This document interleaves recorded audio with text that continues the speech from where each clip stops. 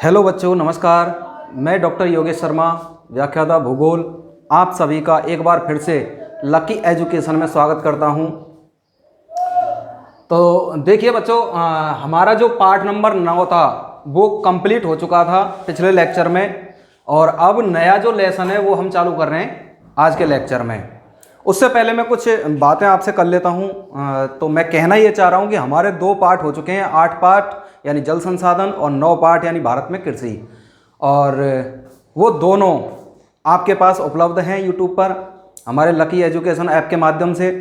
और हमारा ये निवेदन है आपसे कि आप उन दोनों चैप्टरों के जो नोट्स हैं उनको घर बैठे बैठे लिखते रहिए और उनको बार बार समय समय पर रिवाइज करते रहिए, ताकि आपको पढ़ने में आसानी हो, याद करने में आसानी हो, और भविष्य के लिए जो कोर्स हमारा जो धीरे धीरे बढ़ता जा रहा है उसमें आपको समस्या आए नहीं, उसके लिए। इसलिए मैं आपसे बार बार निवेदन कर रहा हूँ कि आप उनको यूट्यूब से अपने ऐप से लेकर के और उनको लिखना शुरू कर दीजिए, नोट बनाना शुरू कर दीजिए। आगे बात करते हैं हम आज के लेक्चर की। आज का लेक्चर बड़ा इंपॉर्टेंट लेक्चर है, चाहे वो आपके घरेलू एजुकेशन के माध्यम से हो, 11th 12th के लिए या 10th के लिए, या फिर आपके कंपटीशन की दृष्टि से बड़ा ही इंपॉर्टेंट चैप्टर है। और इसमें से क्वेश्चन आते ही आते हैं। अब वो कई प्रकार से क्वेश्चन बन के आते हैं, वो किस प्रकार आते हैं मैं वो भी बताने वाला हूं आपको, परिभाषाएं भी सरल और संक्षिप्त भाषा में, और उसके उदाहरण सहित हम पढ़ते चलेंगे यहाँ पर। तो पाठ का नाम है खनिज एवं ऊर्जा संसाधन। अब देखिए, इसमें पाठ के नाम में ही 3 चीजें आई हुई हैं। पहली चीज खनिज आई हुई है, दूसरी ऊर्जा आई हुई है, और तीसरी संसाधन। मैंने संसाधन की परिभाषा आपको शुरुआती दिन जब 8 पाठ हम शुरू कर रहे थे जल संसाधन, उस समय मैंने संसाधन की आपको परिभाषा बताई थी। और उस संसाधन की परिभाषा में मैंने आपके लिए क्लियर बता दिया है कि पृथ्वी के धरातल पर पाए जाने वाले वे समस्त पदार्थ या वस्तुएं जिनका उपयोग मानव द्वारा अपने विकास कार्यों के लिए किया जाता है, वो सभी संसाधन कहलाते हैं। चाहे कोई सा भी पदार्थ हो, कोई सी भी वस्तु हो, एक संसाधन है ही है। उसी प्रकार जैसे मैंने आपको उदाहरण भी दिया था उस समय कि ये मार्कर हमारा एक संसाधन है, और इसका उपयोग हम लिखने के लिए करते हैं, और लिख करके फिर उसको हम पढ़ाई करने के काम में लेते हैं। तो ये एक संसाधन है। किसके काम आ रहा है? लिखने के काम आ रहा है। अगर कोई भी चीज़ है, आप अगर मोबाइल की बात करें तो मोबाइल भी एक संसाधन है जिसके द्वारा आप भौतिक जगत से जुड़े हुए हो, जो पृथ्वी के ऊपर जो आप संसार जगत से जुड़ रहे हो, देश विदेश, अलग अलग राज्यों, अलग अलग क्षेत्रों की जो खबरें आप पढ़ रहे हो, तो मोबाइल भी एक संसाधन है आपके लिए, एक जरिया है, एक पदार्थ है, एक वस्तु है जिसका उपयोग आप अपने विकास के लिए कर रहे हो, अपने समय के लिए कर रहे हो, अपने मनोरंजन के लिए कर रहे हो। तो उसी प्रकार खनिज और ऊर्जा ये दोनों भी संसाधन हैं। ये दोनों भी क्या हैं? हमारे उपयोगी संसाधन हैं। इनका उपयोग भी मानव के द्वारा किया जाता है, और इनका उपयोग करके अपनी विकास की जो क्रियाएं वो की जाती हैं। अब कैसे की जाती हैं ये मैं आपके लिए बता देता हूं, और कौन कौन से खनिजों की किस किस उपयोग में ले। अब देखिए, आगे चलते हैं। सबसे पहले शब्द आया है खनिज, तो मैंने यहाँ पर खनिज, अब खनिज की पढ़ेंगे हम सबसे पहले परिभाषा। पृथ्वी के यानी कि धरातल के नीचे अगर मैं बात करूं, या मैं कहूं तो भूगर्भ में गहराई में कुछ खानें पाई जाती हैं, वहां पर कुछ पदार्थ पाए जाते हैं, बहुत ही उपयोगी और बहुमूल्य पदार्थ होते हैं। उन उपयोगी और बहुमूल्य पदार्थों को ही हम खनिज कहते हैं। अब इसकी साहब परिभाषा क्या बनेगी अगर पूछ ले वो खनिज किसे कहते हैं, तो धरातल के नीचे गहराई में पाए जाने वाले बहुमूल्य और उपयोगी पदार्थों को खनिज कहा जाता है। ये सीधी सीधी परिभाषा हमारी बनती है यहाँ से। तो पृथ्वी के धरातल के नीचे गहराई में और पाए जाने वाले उपयोगी और बहुमूल्य पदार्थों को हम खनिज कहते हैं। अब ये खनिज जो होते हैं ये पाए कहाँ जाते हैं? ये धरातल के नीचे गहराई में खानों में पाए जाते हैं। अब साहब खान किसे कहते हैं? तो धरातल के नीचे स्थित वे क्षेत्र जहाँ पर खनिज पाए जाते हैं उन्हें हम खान कहते हैं। इंपॉर्टेंट, खान हो गई, खनिज हो गई। अब साहब कहेंगे साहब खानों में से इन खनिजों को निकाला कैसे जाता है? तो जिस प्रकार धरातल पर खानों में से खनिजों को निकालने की हम क्रिया अपनाते हैं उसको खनन कहते हैं। ध्यान रखना, हम खनिजों को खनन के द्वारा निकालते हैं। अब खनन की परिभाषा मैं आपके लिए बता दी है कि धरातल के नीचे स्थित खानों में से खनिजों को धरातल के ऊपर निकालने की क्रिया को हम खनन कहते हैं। ये तीनों चीज़ें आपस में एक दूसरे से जुड़ी हुई हैं, ये ध्यान रख लेना। खनिजों के कच्चे पदार्थों को या खनिजों के चूर्ण को अयस्क कहते हैं, ध्यान रख लेना। ये भी आप विशेष है, आएगा आगे, लो अयस्क में आ रहा है, मैं आगे और बता दूंगा इसको, और परिभाषा तो लिखाऊंगा ही लिखाऊंगा, आगे है। अब बात आती है खनिजों के वर्गीकरण की। सीधा क्वेश्चन आता है, खनिज की परिभाषा हो गई, खनन की परिभाषा हो गई, खान की परिभाषा हो गई, संसाधन की परिभाषा हो गई। अब बात आती है साहब खनिजों को कितने भागों में बांटा गया है साहब। तो खनिजों को देखिए आपकी किताब के माध्यम से 2 भागों में बांटा गया है, 2 भागों में विभाजित किया गया है। पहला जो भाग है वो आता है उत्पत्ति के आधार पर। किसके आधार पर? उत्पत्ति के आधार पर आता है। उत्पत्ति किस प्रकार हुई है, किससे इनकी उत्पत्ति होती है, उसके आधार पर इनको बांटा गया है। और दूसरा जो प्रकार आता है वो आता है भौतिक व रासायनिक गुणों के आधार पर। यानी खनिजों के अंदर जो गुण पाए जाते हैं, चाहे वो भौतिक हों चाहे रासायनिक क्रिया करते हों आपस में, तो इन क्रियाओं के माध्यम से वो अलग अलग आकार का जो रूप है उसको ले लेते हैं, और उनके आधार पर भी हमने खनिजों को बांटा है। तो 2 प्रकारों में बांट दिया, पहला उत्पत्ति के आधार पर और दूसरा भौतिक व रासायनिक गुणों के आधार पर। अब बात कर रहे हैं उत्पत्ति के आधार पर खनिजों को कितने प्रकारों में बांटा गया है, परिभाषित कीजिए उदाहरण सहित। ये क्वेश्चन सीधा बन के आता है, उत्पत्ति के आधार पर खनिजों को कितने प्रकारों में बांटा गया है, उदाहरण सहित परिभाषित कीजिए। टेंशन ही नहीं है, उत्पत्ति के आधार पर पूछ ले, हमारे सामने है। उत्पत्ति के आधार पर हमने 2 भागों में बांट दिया है खनिजों को, पहला जैविक खनिज और दूसरा अजैविक खनिज। अब साहब कहेंगे जैविक खनिज क्या होता है, तो वे खनिज यानी धरातल पर पाए जाने वाले वे खनिज जिनका निर्माण है वो जीवों के अंश से होता है या जीवों से होता है, वो जैविक खनिज कहलाते हैं। अजैविक खनिज यानी धरातल पर पाए जाने वाले वे खनिज जिनके निर्माण में जीवों का अंश व योगदान नहीं होता है, अजैविक खनिज कहलाते हैं। यानी ये विशेष किसी क्रिया के द्वारा बने होते हैं। अब जैविक खनिजों के उदाहरण क्या है साहब, तो जैविक खनिजों के उदाहरण आपके सामने हैं। यानी वे खनिज, हमेशा एक चीज़ ध्यान रख लेना, जितने भी तरल खनिज होंगे, तरल द्रव खनिज जितने भी होंगे वो सभी कैसे होंगे, जैविक खनिज होंगे। ये विशेष ध्यान रख लेना, जितने भी तरल या द्रवीय खनिज होंगे वो सभी जैविक खनिज होंगे, क्योंकि वो जीवों के अवशेषों से बने हुए हैं। हुआ क्या था, प्राचीन काल की बात है, जब जल प्रलय हुई थी धरातल पर, तो उस समय धरातल के ऊपर जितनी भी वस्तुएं थी, पेड़ पौधे, वनस्पति, मानव, जीव जंतु जो भी था, वो सभी क्या हुआ, धरातल के नीचे समाहित हो गया, समा गया, और ऊपर क्या हो गया, जल ही जल हो गया। अब नीचे तापमान अधिक था, भूगर्भ में गर्मी बहुत ज़्यादा है, तापमान अधिक है, जिसके कारण क्या हुआ, वो जो पदार्थ थे, सभी प्रकार की वनस्पतियाँ थी, वो किस में परिवर्तित हो गई, इन जैविक खनिजों में परिवर्तित हो गई, ऊष्मा के कारण, यानी भूगर्भीय तापमान के कारण। तो ये जैविक खनिज इसीलिए जीवों का अवशेष कहलाते हैं, कि जीवों का अंश या जीवों के अंशों से जिन खनिजों का निर्माण हुआ है वो जैविक खनिज कहलाते हैं। ये मैं बताने की आपको कोशिश कर रहा हूँ। और कौन कौन से खनिज हैं जैविक खनिज, अगर वो उदाहरण पूछे तो वो है कोयला, पेट्रोलियम, खनिज तेल और प्राकृतिक गैस को भी हम क्या कहते हैं, जैविक खनिज ही अधिकांशतः कहा जाता है। हालांकि जो आपकी जो प्राकृतिक गैस है वो ईंधन खनिज के अंतर्गत ली जाती है। आगे चलते हैं, अजैविक खनिज यानी वे खनिज जिनके निर्माण में जीवों का अंश व योगदान नहीं होता है, जो जीवों से नहीं बने हुए हैं। कौन कौन से हैं, जैसे लोहा, मैग्नीज, अब्रक आदि। ये जो खनिज हैं, और भी हैं कई सारे खनिज हैं, तो ये सभी कैसे हैं, अजैविक खनिज हैं। अब बात करते हैं भौतिक व रासायनिक गुणों के आधार पर खनिजों को कितने प्रकारों में बांटा गया है। तो भौतिक और रासायनिक गुणों के आधार पर खनिजों को 2 भागों में बांटा गया है, 2 प्रकारों में बांटा गया है, पहले धात्विक खनिज और दूसरे अधात्विक खनिज। अब क्वेश्चन वही बन के आता है, धात्विक खनिज किसे कहते हैं, उदाहरण सहित समझाइए। अब सुन लीजिए साहब, यहाँ पर क्या होगा, अगर क्वेश्चन आता है कि धात्विक खनिज किसे कहते हैं, उदाहरण सहित परिभाषित कीजिए, तो धात्विक खनिज की परिभाषा, वे खनिज जिनका निर्माण धातुओं के योगदान से होता है, या वे खनिज जिनके निर्माण में धातुओं का अंश व योगदान पाया जाता है, धात्विक खनिज कहलाते हैं। उदाहरण की अगर बात करूं तो लोह और अलोह दोनों प्रकार के जो खनिज हैं इसके उदाहरण हो जाएंगे। ये दोनों मिक्स में इसके क्या हो जाएंगे, उदाहरण। अगर वो धात्विक खनिज की परिभाषा और उदाहरण पूछता है तो, अगर वो पूछता है कि धात्विक खनिज किसे कहते हैं, इसको कितने प्रकारों में बांटा गया, उदाहरण से परिभाषित कीजिए, तो धात्विक खनिजों को 2 प्रकारों में बांटा गया, ये ध्यान रख लेना। पहले लोह खनिज और दूसरे अलोह खनिज। यानी वे खनिज जिनके निर्माण में लोह का अंश व योगदान पाया जाता है या लोहे के द्वारा उनका निर्माण हुआ हो, लोह खनिज कहलाते हैं। उसके उदाहरण आपके सामने हैं, लोह अयस्क हुआ, क्रोमाइट, पाइराइट, टंगस्टन, कोबाल्ट, इन सभी में लोहे का अंश या योगदान पाया जाता है। ये लोहे के योगदान के द्वारा ही बने होते हैं। अलोह खनिज की अगर हम बात करें तो वे खनिज जिनके निर्माण में लोहे का उपयोग नहीं किया जाता है या लोहे का योगदान नहीं होता है, तो वो कौन कौन से हैं? वो आपके सामने सोना, चांदी, तांबा, जस्ता, बॉक्साइट, टिन, मैग्नीशियम आदि, ये सभी अलोह खनिज हैं।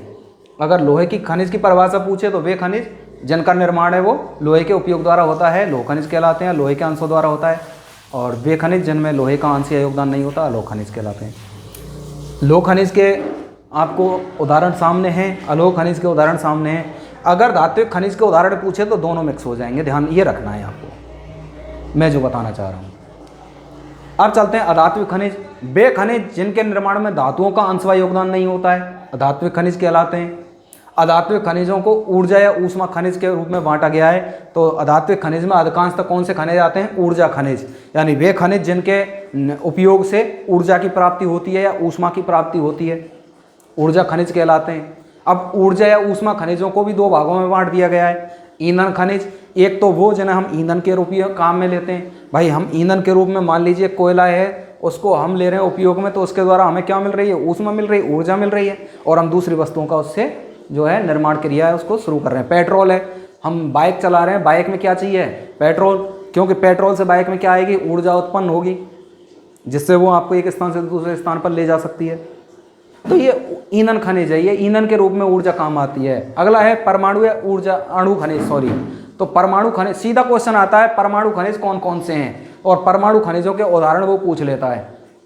पिछली जो गत एग्जाम हुई है 10th क्लास की इसी वर्ष, तो उसमें ये पूछा हुआ क्वेश्चन है कि परमाणु खनिज कौन कौन से नाम लिखिए। तो ये ध्यान रखना, ये परमाणु खनिज हैं। कौन कौन से? Zircon, ilmenite, uranium, thorium, plutonium, beryllium आदि, ये सभी क्या हैं? परमाणु या अणु खनिज हैं।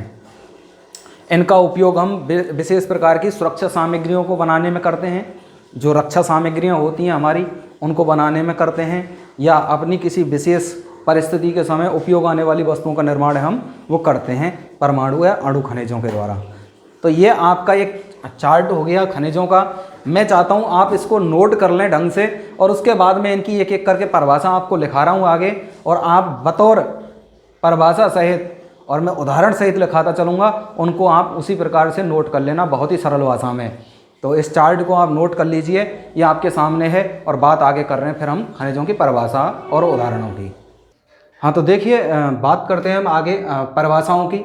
मैंने आपको संसाधन की परिभाषा ऑलरेडी जब 8 पाठ मैंने शुरू किया था, यानी पहला लेक्चर जो शुरू किया था, उस समय मैंने आपको संसाधन की परिभाषा एक बार बता दिया, लेकिन फिर भी दोबारा हम इसको एक बार और रिवाइज कर लेते हैं। तो संसाधन की परिभाषा है भूगर्भ में, भूगर्भ का मतलब पृथ्वी के नीचे पाए जाने वाले वे समस्त पदार्थ या वस्तुएं जिनका उपयोग करके मानव अपनी विकास रूपी क्रियाएं करता है या आवश्यकताओं की पूर्ति करता है, वो संसाधन कहलाते हैं।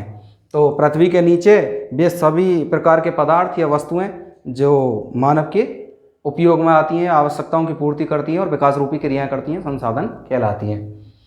अब बात आती है पृथ्वी के नीचे कौन सी चीज़ें पाई जाती हैं, तो वो खनिज पाए जाते हैं। अब खनिज है तो खनिज की क्या परिभाषा होगी? सीधा क्वेश्चन आता है, खनिज से आप क्या समझते हैं? तो खनिज की परिभाषा है कि भूगर्भ में यानी पृथ्वी के नीचे गहराई में स्थित खानों में पाए जाने वाले बहुमूल्य व उपयोगी पदार्थों को खनिज कहते हैं। यानी धरातल के नीचे पाए जाने वाले खनिजों, जो धरातल के नीचे खानों में पाए जाने वाले बहुमूल्य और उपयोगी पदार्थों को क्या कहते हैं? हम खनिज कहते हैं। सीधी सी परिभाषा है, संक्षिप्त परिभाषा है, सरल है। बहुमूल्य इसलिए होते हैं क्योंकि ये बहुत ही ज़्यादा कीमती होते हैं हमारे जीवन में, और इनका बड़ा ही योगदान होता है, चाहे वो हमारी साज सजावट के लिए हो, चाहे वो हमारे आभूषणों के लिए हो, चाहे वो हमारे घर बनाने के लिए हो, मकान बनाने के लिए हो, और चाहे उसका मतलब किसी भी क्षेत्र में उपयोग हो खनिजों का, वहाँ ये 4 चांद लगा देते हैं, इसलिए बहुमूल्य कहलाते हैं। आगे चलते हैं साहब, खान। खान किसे कहते हैं? अब चूंकि खनिज कहाँ पाए जा रहे हैं? खानों में पाए जा रहे हैं, और खान कहाँ होती हैं? भूगर्भ में नीचे। तो खान की भी तो कोई परिभाषा होगी, खान किसे कहते हैं? तो मैंने यहाँ पर आपके लिए परिभाषा लिखी है कि पृथ्वी के नीचे गहराई में स्थित वे क्षेत्र जहाँ खनिज पाए जाते हैं, यानी पृथ्वी के नीचे वे स्थान जहाँ पर खनिज पाए जाते हैं, वो क्या कहलाती हैं? खाने कहलाती हैं उसका। तो सीधी परिभाषा है खान की भी। आगे चलते हैं, खनन किसे कहते हैं? तो भूगर्भ में स्थित खानों में से, यानी भूगर्भ में पृथ्वी के नीचे जो खानें पाई जाती हैं उनमें से खनिजों को धरातल के ऊपर जो निकालने की क्रिया होती है उसको कहते हैं हम खनन। यानी जिस क्रिया के द्वारा हम खनिजों को धरातल के ऊपर निकालते हैं वो क्या कहलाती है? खनन कहलाती है। उसके बाद अयस्क की परिभाषा। अयस्क क्या होता है साहब? ये भी कभी कभी पूछ लिया, हालांकि आया नहीं है अभी तक लेकिन पूछ लिया जाता है फिर भी। तो खानों में से निकाले गए, यानी खानों से निकाले गए खनिजों के कच्चे उत्पादों को, यानी जो खान से हम निकालते हैं खनिज को, उसको ही अयस्क बोलते हैं हम। वो कच्चा होता है बिल्कुल। फिर उसको ला करके बाद में क्या करते हैं, जैसे ही उसको लाते हैं कच्चे खनिज को, फिर उसको झोंका भट्टियों में डाल दिया जाता है और उनका सांद्रण कर परिशोधन किया जाता है। फिर उससे जो प्राप्त होता है हमें, जैसे लोहा है तो लोहा निकला तो वो अयस्क हुआ, ठीक है। यानी कि वो कच्चे उत्पाद के रूप में प्राप्त होता है, चूर्ण के रूप में प्राप्त होता है लोहा नीचे से। उसको हम ले जाते हैं और झोंका भट्टियों में डाल देते हैं। झोंका भट्टियाँ कहते हैं जो बड़ी बड़ी भट्टियाँ होती हैं जहाँ उनको पिघलाने का कार्य किया जाता है, गलाने का कार्य किया जाता है, सांद्रित करने का कार्य किया जाता है, वो कहलाती है झोंका भट्टियाँ। तो वहाँ डाल देते हैं उनमें, और उनमें उनको क्या है फिर तपाते रहते हैं और तब तक उनको गर्म करते हैं जब तक कि वो कच्चा लोहा नहीं बन जाए। उसके बाद जो झोंका भट्टियों में से निकलता है वो होता है कच्चा लोहा। फिर कच्चे लोहे को क्या करते हैं हम उत्पादों के रूप में परिवर्तित करने की क्रिया करते हैं, तब वो लोहा बनता है पक्का, और उसके द्वारा हम विभिन्न प्रकार की वस्तुएं वो बनाने का कार्य करते हैं। तो लोहे के निर्माण की थोड़ी प्रक्रिया अलग है। और 3 विधियाँ लोहे निर्माण की। पहली आपने पढ़ी होगी पिछली किताब में, 9th क्लास में दे रखी, बेसीमर विधि, उन्मुक्त विधि और अवतरण विधि दे रखी हैं। 3 विधियाँ, और तीनों विधियों के द्वारा हम क्या करते हैं लोहे का निर्माण कार्य करते हैं। तो ये बहुत सरल परिभाषा आपके सामने है, बहुत संक्षिप्त रूप में है, और इनको एक बार याद करने से ये याद हो जाएंगी। आगे मैंने 2-3 पॉइंट और हैं हमारे जो मुख्य हैं, और ये कभी कभी 1 नंबर का क्वेश्चन इनमें से पूछ लिया जाता है। पहला जो है वह है कि खनिजों का देश की जीडीपी में, अगर खनिजों की मैं बात करूं तो खनिजों का देश की जीडीपी में 3.4% का योगदान है।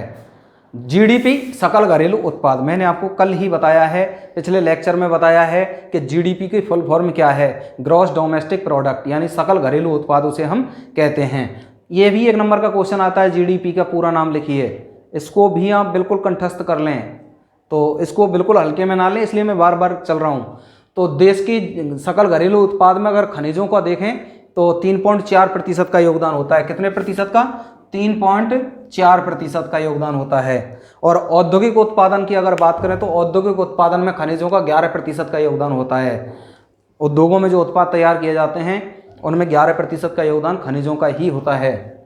देश के 96% भाग पर खनिज संसाधन पाए जाते हैं। अब देश के 96% भाग पर खनिज संसाधन पाए जाते हैं, वो कौन कौन से क्षेत्रों में पाए जाते हैं? बड़ा इंपॉर्टेंट क्वेश्चन है और कई बार पूछा हुआ क्वेश्चन है। भारत में सर्वाधिक खनिज कौन कौन से क्षेत्रों में पाए जाते हैं? तो भारत में खनिज संसाधन के जो क्षेत्र हैं वो हैं प्रायद्वीपीय पठारी भाग। मैंने आपको एक दिन चित्र बनाया था एक भारत के प्रायद्वीप का, ये वाला, ये जो क्षेत्र है यहाँ पर ये प्रायद्वीपीय क्षेत्र है और यहाँ पर सबसे ज़्यादा खनिज पाए जाते हैं। पहली बात, जिसमें कई अपने राज्य जाते हैं, जैसे बात करूँ तो मैं झारखंड है, पश्चिम बंगाल है, उड़ीसा है, आंध्र प्रदेश है, तमिलनाडु है, कर्नाटक है, केरल है, ये सभी क्षेत्र हैं, ये प्रायद्वीपीय क्षेत्र हैं। गुजरात हुआ, महाराष्ट्र हुआ, ये सभी क्या है प्रायद्वीपीय क्षेत्र के अंतर्गत आते हैं, इसलिए यहाँ पर सबसे ज़्यादा खनिज संसाधन पाए जाते हैं। अरावली पर्वतमाला, गोंडवाना लैंड का अवशेष है अरावली पर्वतमाला। यहाँ अरावली पर्वतमाला राजस्थान में सबसे ज़्यादा खनिज संपन्न क्षेत्र है। यह अरावली पर्वतमाला राजस्थान के क्षेत्रों में होकर निकली हुई है, इसलिए सबसे ज़्यादा खनिज अरावली पर्वतमाला क्षेत्रों में ही पाए जाते हैं। हिमालय पर्वतीय क्षेत्र है, यहाँ भी खनिज बहुत अधिक मात्रा में पाए जाते हैं। ब्रह्मपुत्र घाटी क्षेत्र है, जहाँ के ब्रह्मपुत्र नदी का प्रवाह मार्ग है, उस क्षेत्र में भी बहुत सारे खनिज हैं वो पाए जाते हैं। तो भारत में खनिज संसाधन प्राप्ति के क्षेत्र कौन कौन से हैं जहाँ खनिज पाए जाते हैं? प्रायद्वीपीय पठारी भाग, अरावली पर्वतमाला, हिमालय पर्वतीय भाग और ब्रह्मपुत्र घाटी क्षेत्र। सीधा क्वेश्चन आता है कि भारत में खनिज संसाधन के क्षेत्र कौन कौन से हैं जहाँ से खनिज निकाले जाते हैं सबसे ज़्यादा, तो वो आपके सामने हैं। आगे है, भारत में लगभग 100 प्रकार के खनिज पाए जाते हैं। बड़ा इंपॉर्टेंट क्वेश्चन है, भारत में लगभग कितने प्रकार के खनिज पाए जाते हैं? तो वो 100 प्रकार के खनिज पाए जाते हैं लगभग। आपकी किताब कह रही है इस बात को। तो भारत में लगभग 100 प्रकार के वो खनिज पाए जाते हैं, जिनमें लगभग 52 तो होते हैं अधात्विक खनिज और 10 होते हैं धात्विक खनिज, 23 होते हैं सूक्ष्म खनिज जो दिखाई नहीं देते हैं, लेकिन उपयोग में हम उनको लेते ही लेते हैं। तो ये 23 सूक्ष्म खनिज होते हैं, बड़ा इंपॉर्टेंट, ध्यान रख लेना।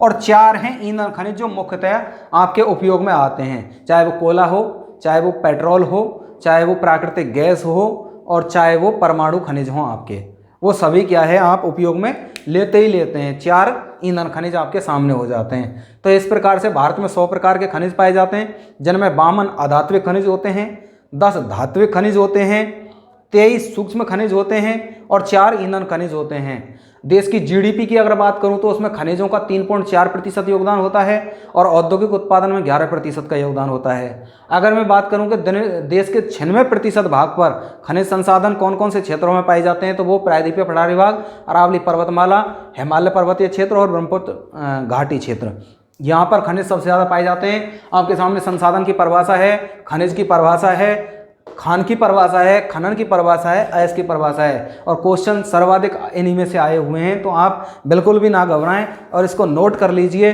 और नोट करने के बाद में इनको एक बार रिवाइज कर लें बस, और उसके बाद फिर धीरे धीरे दोहरान करते रहें। आगे चलते हैं, हम इन खनिजों का वर्गीकरण करते हैं परिभाषाओं के रूप में और उदाहरणों के रूप में। हाँ, तो देखिए अब बात करते हैं हम उत्पत्ति के आधार पर। मैंने आपको बताया खनिजों का वर्गीकरण हम पढ़ रहे हैं, और खनिजों को 2 भागों में बांटा मैंने आपके लिए बताया, एक उत्पत्ति के आधार पर और दूसरा भौतिक व रासायनिक गुणों के आधार पर। तो पहला हम पढ़ रहे हैं उत्पत्ति के आधार पर खनिज। अब उत्पत्ति के आधार पर खनिज हैं, उनमें मैंने आपको बताया कि उनको भी 2 भागों में बांटा गया है। पहला कौन सा है, तो उत्पत्ति के आधार पर खनिजों का वर्गीकरण में पहला है जैविक खनिज और दूसरा अजैविक खनिज। अब जैविक खनिज किसे कहते हैं, इसे उदाहरण सहित परिभाषित कीजिए, सीधा क्वेश्चन आएगा बन करके। तो जैविक खनिज की परिभाषा है धरातल में पाए जाने वाले वे खनिज जिनके निर्माण में जीवों का अंश व योगदान पाया जाता है, यानी जो जीवों के अंश या योगदान से ही जिनका निर्माण है वो हुआ है, जैविक खनिज कहलाते हैं। जैसे कि अगर मैं बात करूं तो कोयला, पेट्रोलियम, प्राकृतिक गैस, खनिज तेल आदि, ये सभी क्या हैं, जैविक खनिज हैं। तो जैविक खनिज की परिभाषा और उदाहरण आपके सामने। आगे चलते हैं, अजैविक खनिज यानी धरातल में पाए जाने वाले वे खनिज जिनके निर्माण में जीवों का अंश व योगदान नहीं पाया जाता है, अजैविक खनिज कहलाते हैं। उदाहरण आपके सामने है, जैसे लोहा, मैग्नीज, अभ्रक, निकेल आदि। तो इस प्रकार आपके उत्पत्ति के आधार पर खनिज कंप्लीट हो गए, परिभाषा उदाहरण हो गए, चार्ट मैंने आपको बनाई दिया है, खनिज की परिभाषा मैंने बता दी है, खान की परिभाषा, खनन की परिभाषा हो गई, अयस्क की परिभाषा हमारी हो गई, और जो खनिजों का जो वर्गीकरण का चार्ट था उदाहरण सहित वो मैंने आपके लिए बता ही दिया है। इस प्रकार से हमारा जो खनिजों की जो वर्गीकरण की जो प्रक्रिया है उत्पत्ति के आधार पर, पहला टॉपिक मैंने आपके लिए करा दिया उत्पत्ति के आधार पर। कल हम अगले लेक्चर में जो करेंगे वो है भौतिक व रासायनिक गुणों के आधार पर। इसको आप नोट कर लीजिए, और नोट करने के बाद में आप इसको रिवाइज जरूर करते रहें। धन्यवाद।